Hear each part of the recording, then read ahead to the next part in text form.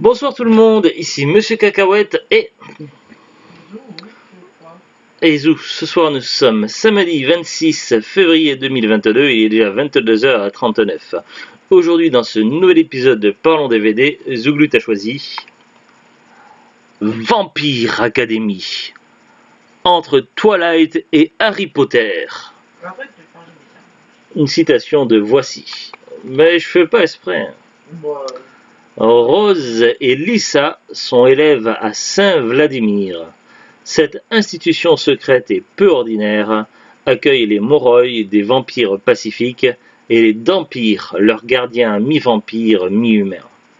Quand Rose soupçonne que des créatures maléfiques et immortelles menacent de tuer Lisa et d'éteindre la lignée royale, elle n'hésite pas à tout sacrifier pour protéger sa meilleure amie et assumer son rôle de gardienne. En supplément, il y a la conversation avec l'auteur Richel Mead, la scène d'ouverture alternative et les scènes coupées. Alors on n'a pas regardé les bonus. Ils disent le best-seller mondial de Richel Mead enfin adapté au cinéma. On a vu le film doublé en français. Au niveau du DVD, donc c'est tout simple, donc une boîte classique. On l'a acheté d'occasion, donc je sais pas s'il y avait des petits goodies ou pas, donc mais en tout cas, voilà, nous on l'a comme ça. Et à l'intérieur, rien du tout. Carlo Elle est partie chercher le sac. Carla qui est partie s'éclater. Alors, pour résumer un petit peu l'histoire, parce que bon, c'est vrai que le synopsis n'apprend pas vraiment. De quoi? Bah, d'habitude, je le sors des fois quand neige est énervé le soir, mais là, c'est Carla qui est partie le chercher dans là où c'est rangé.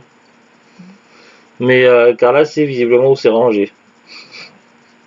C'est vrai que le synopsis n'est pas forcément très parlant. C'était pas la première fois que l'on entendait le mot d'empire.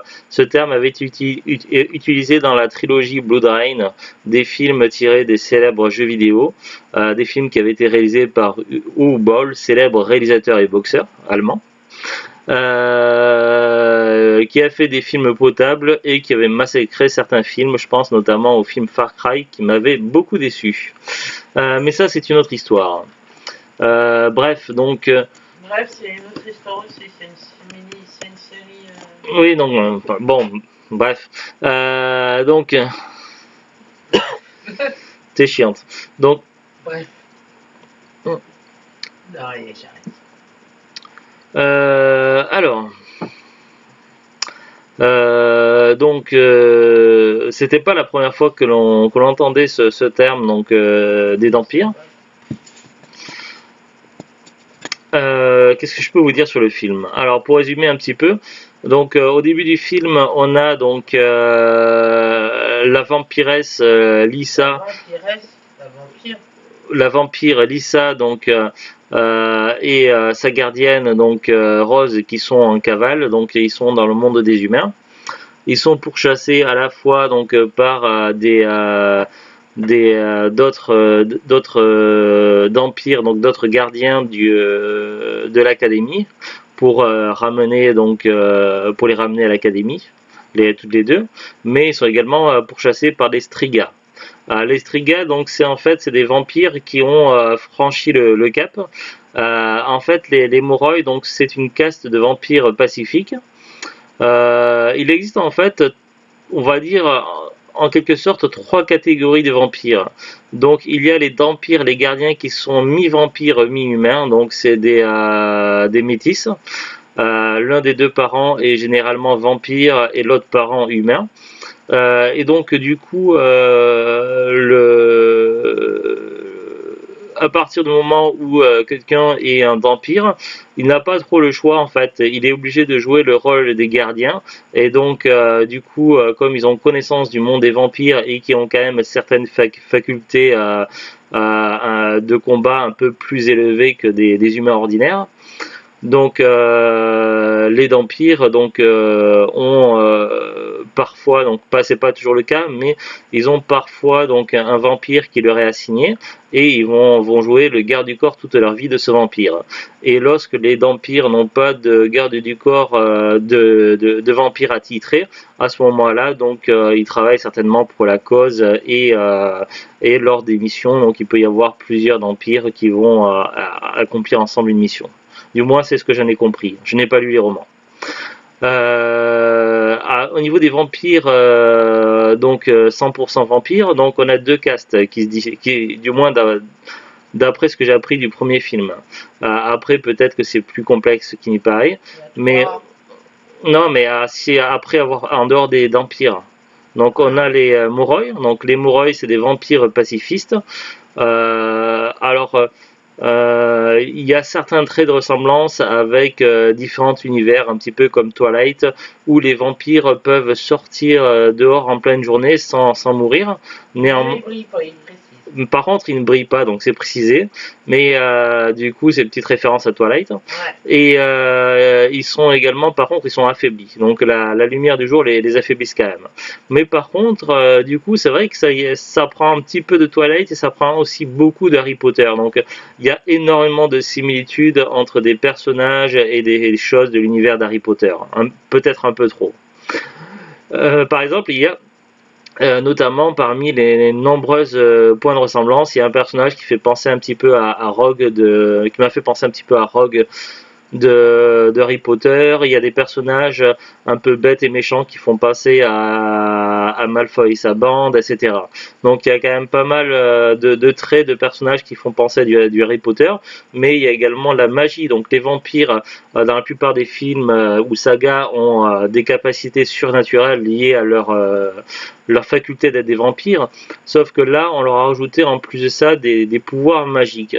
Les vampires ont généralement donc un trait de magie bien spécifique, mais durant leur adolescence, ils vont devoir faire un choix.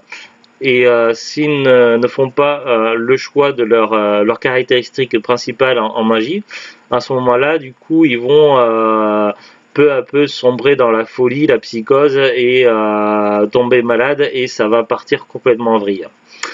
Du coup, pour leur bien-être, à la fois physique et psychologique, les vampires, les Moroi doivent...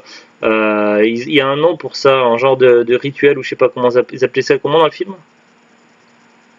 Ou le fait d'avoir choisi une capacité magique. Non, c'est pas qu'ils ont choisi, c'est que c'est la capacité. Oui, non, mais il y avait un nom, je sais plus. Ils se... Merde. Tu sais plus. Voilà, donc il y a un mot qui définit ça. Et donc du coup, donc Lisa, donc à la fois la vampire Moroi qui est protégée par Rose, par sa gardienne. Donc elle a la capacité, donc elle est à l'aise avec pratiquement tous les traits de magie. Elle ne sait pas encore quel est son trait de magie dominant. Enfin, elle en a un, mais elle n'en a pas encore vraiment conscience. Mais du coup, alors j'essaie de ne pas trop spoiler, mais du coup, on va découvrir à travers lorsque le temps va avancer dans l'histoire du film, petit à petit, on va découvrir le trait dominant magique de cette vampire. Et en fait, elle présente donc une caractéristique de magie qui est assez rare, très rare, qui sort de l'ordinaire et qui est en commun avec l'un des plus illustres et plus puissants ancêtres de la caste des vampires.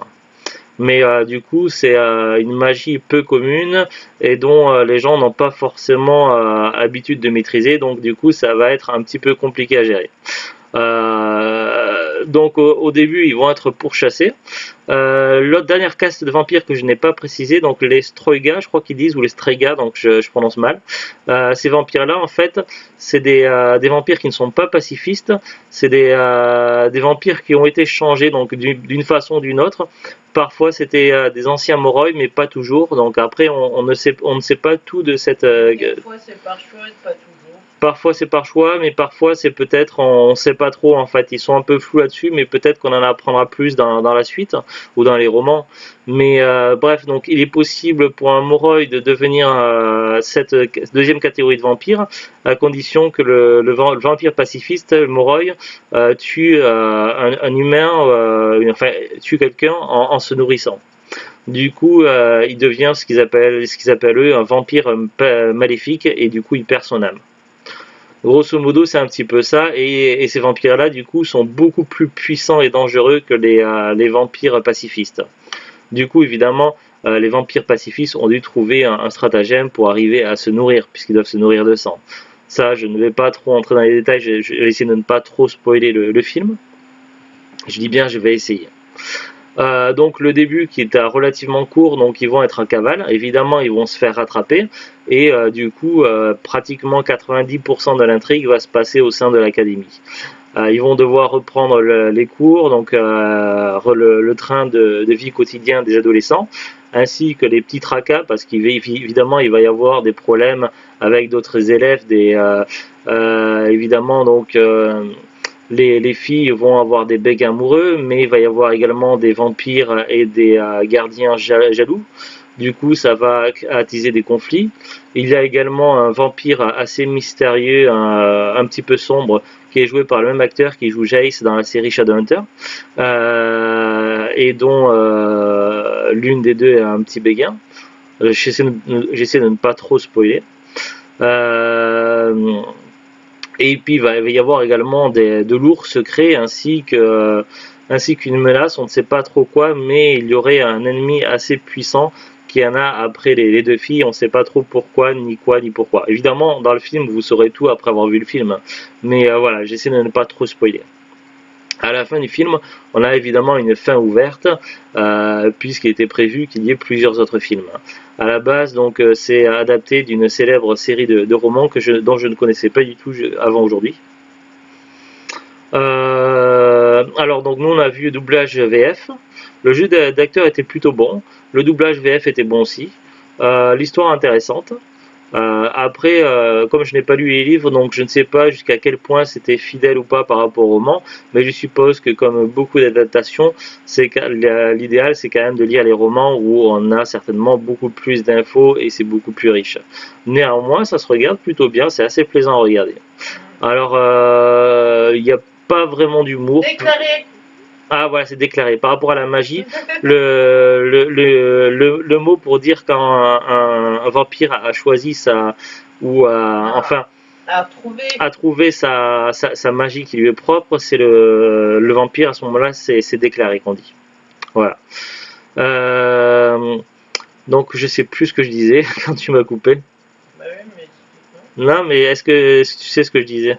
tu parlais de ceux qui trouvent de Shadowhunter, de film, que c'était des livres qu'il fallait. Oui, alors oui, donc le doublage VF était plutôt bon, le jeu d'acteur ça allait. Ah oui, voilà ce que j'allais dire. Alors il y a quelques petits traits d'humour parfois, mais c'est assez rare. Donc on n'est pas sur un film comique, on n'est pas vraiment sur une comédie, ni sur une parodie. Rien de ça. C'est vraiment un film sérieux avec évidemment un petit peu de fantastique. Et des tracas sur la période adolescente des vampires. Il y a aussi d'autres types de créatures surnaturelles, notamment des chiens un petit peu étranges. Ils appellent ça comment ça? Des chiens spectres ou je sais plus quoi, non? Ça a un nom assez bizarre. Mais c'est pas du tout des loups-garous. Donc voilà, donc c'est pas forcément le meilleur film du genre, mais c'est un film assez plaisant. Donc si un jour vous avez l'occasion de le voir, ben pourquoi pas, ça se regarde et pourquoi pas le revoir un autre jour à l'occasion. Donc il n'y aura pas de problème. Alors parmi les personnages, donc c'est avec les deux personnages les plus en avant, c'est quand même la gardienne et Lisa Rose et sa vampire donc qu'on voit en arrière-plan, donc Lisa, mais c'est vraiment l'héroïne qui est vraiment au centre du film, c'est surtout la gardienne. Et on va voir aussi d'autres personnages. Il y a aussi des personnages dont je ne vais pas parler pour ne pas spoiler, mais il y a quand même des surprises et des retournements de situation, des choses auxquelles on ne s'attendrait pas. Donc voilà, c'est tout ce que je peux dire sans spoiler. On va regarder ensemble la fiche Wikipédia du film. Vampire Academy avec un Y ou Vampire Academy IE au Québec. C'est une comédie fantastique américano-britannique réalisée par Mark Waters et sortie en 2014. Il s'agit d'une adaptation de Sœurs de sang, le premier roman de la série littéraire Vampire Academy de Richard Mead. Adapté par Daniel Waters, le film suit Rose Hathaway, une vampire et sa meilleure amie, la princesse Moroy Lisa Dragomir, alors qu'elles font leur retour à l'Académie Saint-Vladimir, un pensionnat où les Moroy apprennent la magie et où les vampires sont formés pour devenir leurs gardiens. Lors de sa sortie, le film reçoit un accueil généralement négatif de la part de la critique Financièrement, il a été un échec au box-office, peinant à rembourser son budget et faisant de lui un flop.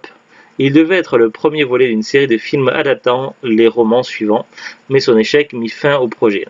C'est le cas de beaucoup de séries de livres. Malheureusement, il y a très peu de séries de livres qui vont jusqu'au bout.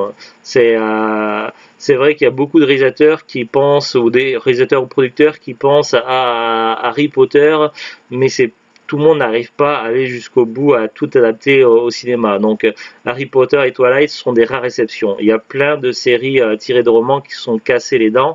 Je pense par exemple à la Chronique de la Boussole d'Or, ils en ont fait qu'un film. Mince, là où les Chroniques de Narnia, ils n'ont pas tout fait en film. Eragon, ils en ont fait qu'un. Ils en ont fait 3, je crois, les Chroniques de Narnia. Eragon, ils en ont fait qu'un, etc. Donc il y a plein de films où ils se sont cassés les dents. Adapter des romans à succès en film, c'est compliqué. Et parfois c'est pas toujours bien respecté au cinéma. Donc c'est pas parce qu'il y a deux séries qui ont cartonné au cinéma que tout le monde va réussir. Et c'est vraiment Harry Potter et Twilight sont vraiment des exceptions.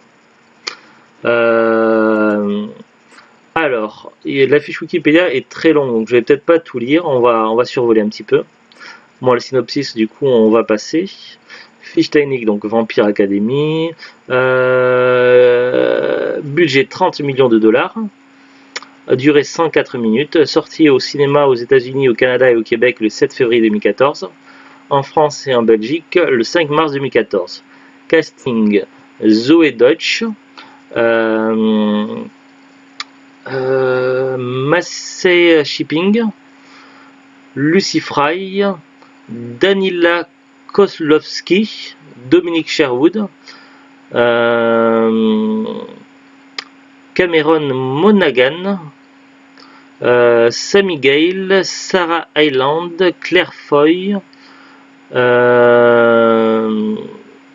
Alors il y en a qui sont écrits en bleu, d'autres en noir, des personnages. Alors je sais pas si c'est les personnages ou les acteurs. Alors j'étais à Claire Foy. Des fois, non, c'est parce qu'il y a des pages Wikipédia qui existent. Oh non, c'est parce que c'est les doubleurs en fait, parce qu'il y a... Non, je sais pas en fait. Où il y a un personnage qui joue plusieurs acteurs, je comprends rien. La fiche description est très bizarre. Edward Holcroft, Chris Mason, Joely Richardson, Olga Kurilovko.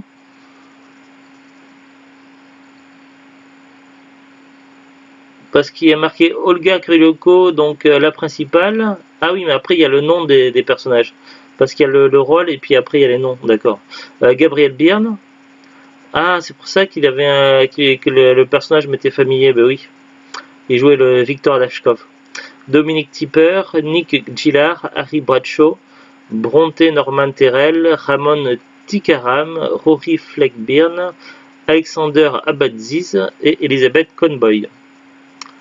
Développement. En juin 2010, Predger Entertainment obtient les droits d'adaptation de la série littéraire Vampire Academy de Richard Mead. Il est alors annoncé que le producteur Don Murphy se joignait à eux pour les aider à adapter le premier roman sur grand écran. En mars 2013, Mark Waters signe pour réaliser le film et son frère, Daniel Waters, s'occupera du scénario. Lors de sa phase de production, le titre du film était le même que le roman, Vampire Academy Blood Sister. mais il fut raccourci pour devenir simplement Vampire Academy. Distribution des rôles. Bon, après ça c'est pas forcément très intéressant. Enfin si, c'est intéressant, mais bon, pas forcément très pertinent. Donc je vais zapper un petit peu les choses. Donc là ça parle des musiques, tournage, critique. Aux États-Unis, le film reçoit un accueil négatif de la critique. Sur le site agrégateur de critiques Rotten Tomatoes, il obtient le score de 17% de critiques positives, ce qui est très peu, avec une note moyenne de 3,4 sur 10 sur la base de 54 critiques. Le consensus critique établi par le site se résume que même si le film peut plaire aux fans des romans, il emprunte trop à Twilight et Lolita malgré moi, de façon fainéante, mais qu'il offre quelques scènes marrantes pour compléter son univers un peu trop rempli. Sur Metacritic, il obtient un score de 31 sur 100 sur la base de 15 critiques collectées. Le film est un échec au box-office américain, ne récoltant que 7 millions de dollars. Il ne fonctionne également pas à l'étranger avec seulement 7 millions de dollars, donc 7 plus 7, 14. Alors qu'il avait coûté 30 millions. Donc effectivement, ils ont perdu la moitié de l'argent dessus.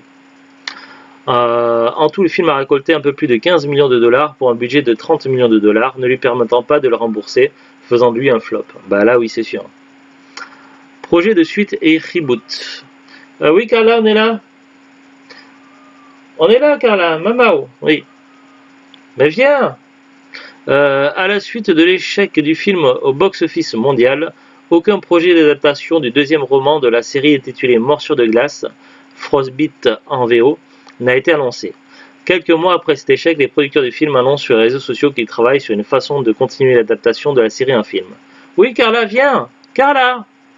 Le 15 juillet 2014, les producteurs du film ont annoncé sur les réseaux sociaux avoir réuni les fonds nécessaires pour le deuxième film, mais que pour prouver le soutien des fans, une campagne de crowdfunding serait lancée prochainement. La campagne a été lancée le 6 août 2014 sur le site Indiegogo. Elle s'est terminée le 4 septembre 2014. La somme demandée par les producteurs était de 1,5 million de dollars. Une fois la somme atteinte, le reste du budget devait être financé par les financiers déjà engagés par les producteurs. Une fois le film entièrement financé, la pré-production devait commencer en fin d'année, le tournage au début de 2015, et le film aurait dû sortir pour la fin de 2015. Le script du film était déjà prêt et avait été écrit par Pierce Ashworth, scénariste du film Saint Trinian's Pensionnat pour jeunes filles rebelles. La campagne fut un échec et elle ne récoltera seulement que 254 500 $, entraînant l'annulation du projet. Une série télévisée intitulée Vampire Academy et servant de reboot est prévue pour 2022 sur le service Peacock. Oui, donc ils ont prévu de faire un petit peu comme pour Shadowhunter, puisqu'il y avait un seul film au cinéma, ça n'a pas trop bien marché. Du coup, ils ont fait une série qui a été diffusée sur Netflix en France et qui, ma foi, qui était vraiment très sympa. Donc ça suit un petit peu le même chemin. Voilà, pas grand chose de plus. Alors le DVD, donc nous on l'avait acheté d'occasion sur Facebook, donc on avait dû le payer dans les 1 euro. J'ai regardé là sur Amazon, donc il semble en tout cas toujours commercialisé, ou alors ils ont toujours des stocks peut-être. Je vois les prix, donc expédié et vendu par Amazon, il est à 6,99 €. C'est un prix assez correct, c'est pas trop abusé, donc ça va. Après, si vous en fichez du neuf, je pense qu'il y a moyen de trouver facilement d'occasion entre 1 et 3 euros, je pense, sans trop galérer. Le film doit être trouvable, c'est pas l'un des plus courants, mais ça doit être relativement trouvable. Après, je vais pas regarder, mais il y a plein d'autres sites internet, style Fnac, Rakuten, Le Bon Coin, Vinted, eBay, etc. Donc, en cherchant un peu, vous devriez pouvoir trouver le film à des prix corrects. Après, ça dépend si vous cherchez l'occasion ou neuf. Après, peut-être qu'on peut le trouver également en brocante ou dans les caches. Voilà, ça donne une petite idée des prix qui tournent sur le film. En tout cas, 6,99 pour Amazon, c'est pas trop déconnant. Voilà, donc Carla, viens. Arrête de crier. Bah, je crie pas, mais Les gens, ils s'en foutent, bah oui, mais elle miaule. Ah bah, Alors, sur ce, donc on vous dit à très bientôt, un bon week-end, une bonne continuation de week-end, et au revoir. Salut, salut.